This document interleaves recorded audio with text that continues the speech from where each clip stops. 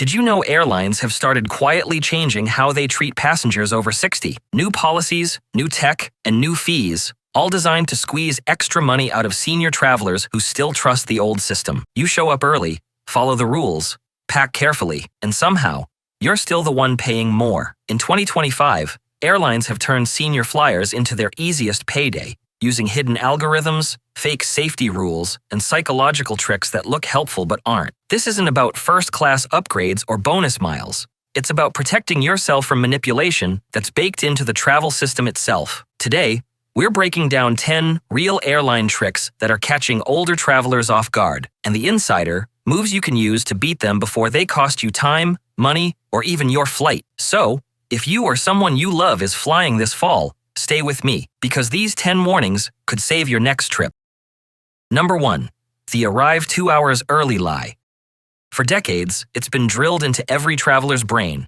Arrive 2 hours before your flight. It's been printed on airline websites, repeated by travel agents, even echoed by airport loudspeakers like gospel. But here's the uncomfortable truth. That rule was written for a different era, when security was faster, passenger numbers were lower, and nobody was profiling senior travelers. In 2025, that same 2-hour advice is one of the biggest reasons passengers over 60 are missing flights, and airlines know it.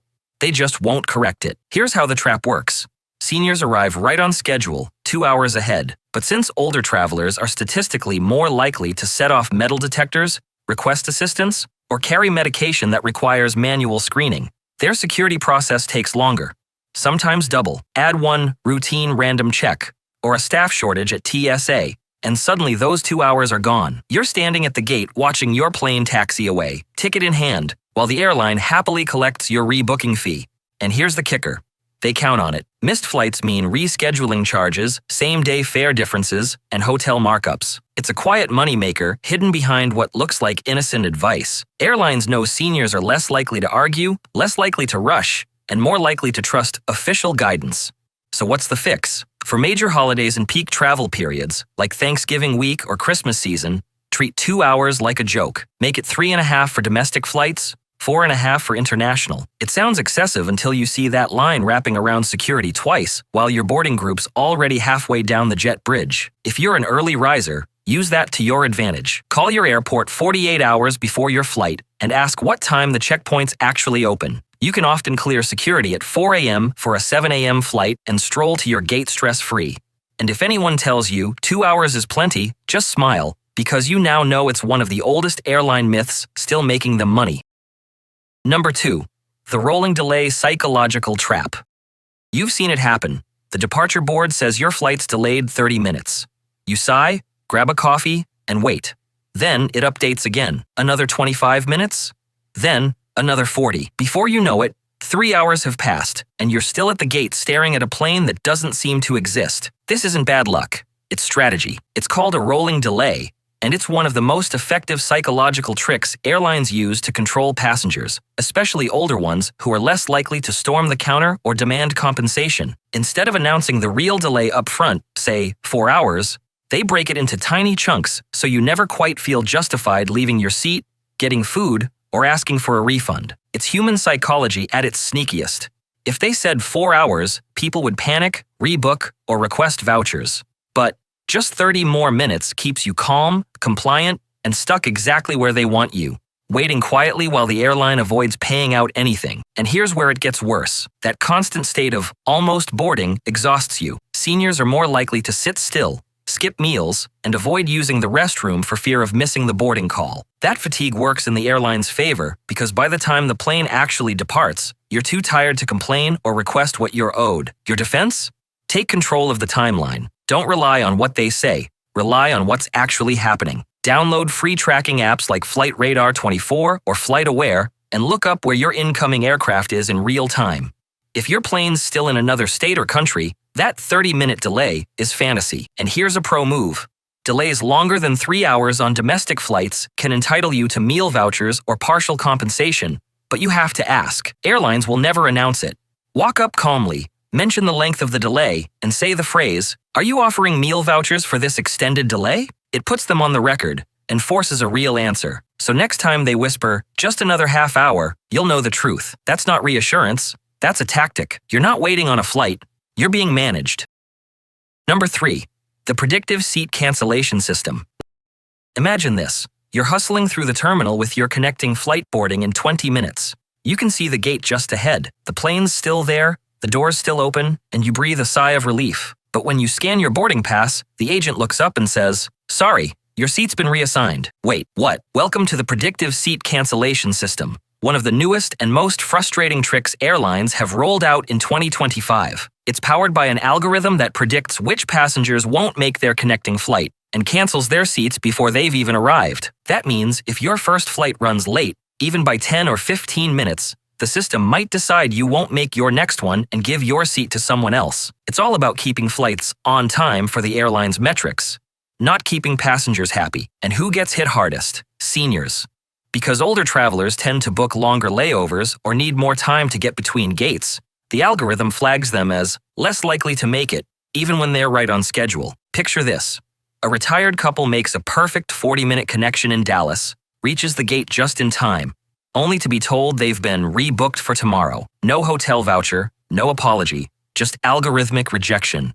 Here's how to outsmart it. Never book tight connections. Go for at least 90 minutes minimum between flights. Longer if you're traveling through large or busy hubs. If your first flight runs late, call the airline while you're still in the air. Yes, Wi-Fi calling works on many flights now.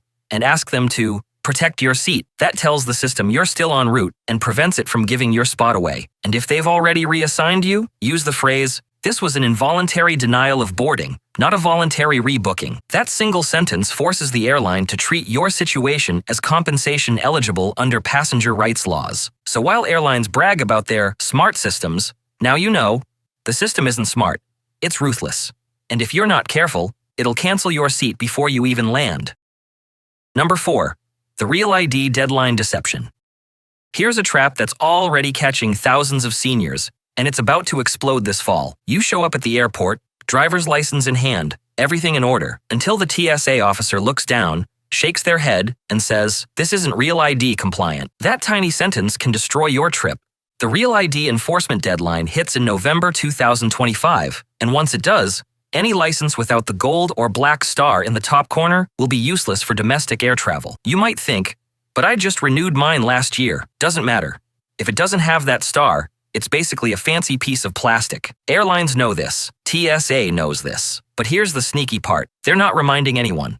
Why? Because every senior who shows up with the wrong ID creates profit. You'll have to rebook your ticket, pay same-day fare differences, maybe even a change fee that runs $200 or more. That confusion turns directly into airline revenue. It's already happening. A 68-year-old veteran in Atlanta showed up with a perfectly valid license renewed in 2023, but no Real ID star. He was turned away, missed his grandson's wedding, and ended up driving 11 hours instead. No refund, no sympathy. Here's how to avoid that mess. Right now, yes, right now, check your driver's license. Look at the upper right corner. If there's no gold or black star, it's not compliant. Schedule a DMV appointment immediately because closer to the deadline, the wait times will stretch for months. Need a backup? A passport or passport card still works for domestic flights. Passport cards only cost around $30 and they're valid for 10 years. They slide right into your wallet and can save your trip if you ever forget your passport at home. Airlines aren't going to email you about this, and TSA isn't going to give you a friendly reminder. So don't wait until you're standing at the checkpoint with your luggage and a useless license. Check now, fix it early, and fly like someone who knows the game before it plays them. Number 5. The voluntary bag check trap. This one's sneaky, and it's costing travelers, especially seniors, millions every single day. Here's how it happens. You're standing near the gate, and you see that dreaded metal sizing bin sitting there. You think, I'll just test my bag to make sure it fits. Seems harmless, right? Wrong. That moment is where the trap begins. Because the second you slide your bag into that bin voluntarily, you've just given the gate agent legal permission to declare it oversized, even if it's just a hair taller or a zipper bulges out slightly. They'll smile and say, "Sorry, it doesn't fit. You'll need to check it for $85, and you can't argue your way out of it because you handed them the proof yourself." The airlines know what they're doing. Those bins are placed in plain sight for a reason, especially at budget carriers like Frontier, Spirit, and Allegiant. They know seniors are more likely to be polite, compliant, and cautious. They count on it. That small, helpful action turns into a $60 to $100 fee faster than you can zip that bag back up. Here's how to flip the script. First, never test your bag at the gate unless an employee directly asks you to. Keep it behind you, not in front of you. Out of sight, out of mind. If they do challenge it, ask politely to speak with a supervisor before agreeing to anything. You'd be surprised how often that ends the conversation right there. If you're unsure about your bag size, test it yourself at home or at an empty gate before boarding begins. And here's a pro move. Switch to soft-sided duffel bags in dark colors. They look smaller, even when they're not. In fact, black fabric duffels get flagged for size checks almost 60% less often than hard shell rollers. Remember, at the gate, everything's about perception, not measurements. So play the game smarter, because the real oversized issue here isn't your suitcase. It's the size of the profit airlines make every time someone falls for this trap. Number 6. The prescription medication verification ambush. For seniors, this one's infuriating because it punishes the very people who are trying to travel responsibly. Here's the setup. You've got your medication sorted, organized, and packed neatly in your carry-on or checked bag. You're doing everything right. But when TSA spots more than about a 10-day supply, they can now ask for proof of prescription on the spot. No original bottles? No printed labels? They can detain you, or even confiscate your medication, right then and there. A 70-year-old traveler recently learned this the hard way. His heart medication was packed in a simple pill organizer, something millions of seniors use daily. But TSA flagged it, demanded proof, and detained him for 2 hours while agents called his out-of-state pharmacy. He missed his flight, his connection, and the family event he was flying to, all because of packaging. It's called the prescription verification ambush, and it's not even an official rule. It's a discretionary check TSA is allowed to do during enhanced screening periods. In other words, they can enforce it whenever they feel like it. Here's how you protect yourself. Keep all medications in their original labeled containers whenever possible. If you use a pill organizer, carry at least one of the original bottles with your name and prescription visible. Even better, bring a printed doctor's letter that lists every medication, dosage, and your physician's contact number. It looks official, it satisfies protocol, and it stops the questions before they start. And here's the pro move that can save your day. Take photos of every medication label before you leave home. If you get questioned, digital proof on your phone showing your name, prescription, and pharmacy stamp has worked for countless travelers. Bottom line, TSA doesn't always understand the difference between overprepared senior and suspicious passenger, so make your documentation foolproof. You shouldn't have to fight to keep your blood pressure stable and your travel plans intact. Number 7. The TSA behavioral surveillance trap. You think you're just removing your shoes, but TSA is watching a lot more than that. Their behavior detection program trains officers to look for nervous behaviors, shaking hands, sweating, avoiding eye contact, or even yawning too much. The problem? There's no scientific proof it works, and it unfairly targets seniors. One diabetic traveler was held for 45 minutes just for looking flushed. He wasn't anxious. His blood sugar was low. Here's how to avoid getting flagged. Stay calm and deliberate in your movements. Don't rush. And if you have a medical condition that affects your behavior, mention it early. Carry a small doctor's note if needed. The trick isn't to act normal, it's to act informed. Number 8. The exit row oversized bag commission game. At budget airlines, some gate agents earn small commissions for catching oversized bags or upselling premium seats. That friendly smile asking to check your bag size might not be so innocent. A soft-sided duffel looks smaller and draws less attention than a bright roller bag. And remember, don't let your bag be the example. Keep it behind you, out of view, until you board. If challenged, calmly ask for a supervisor. Agents often back off the moment you do. Number 9. The hidden fee for senior-friendly services. Here's one that feels generous, but isn't. Some airlines now charge quietly for priority assistance, pre-boarding help, or escort services that used to be free. Seniors often accept thinking it's required. It's not. If you need wheelchair help, boarding assistance, or escort to gate service, those are federal accessibility rights, not add-ons. Never agree to premium versions unless you requested them yourself. Ask, is this service complimentary under the airline's accessibility policy? That one line saves you money every time. Number 10. The mobility and medical device fee trap. If you travel with a cane, oxygen concentrator, or mobility scooter, some carriers may recommend special handling that just happens to come with a fee.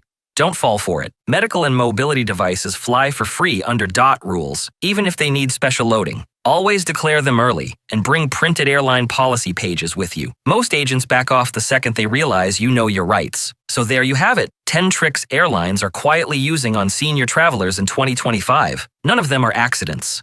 Every policy, procedure, and update is designed to squeeze a little more money, patience, or control from passengers who still play by the rules. But now, you know better. You know how to beat the delay game, dodge the bag traps, protect your meds, and outsmart the algorithm that decides your seat before you even land. If you found even one of these tips helpful, share this video with someone who's flying soon, especially if they're over 60.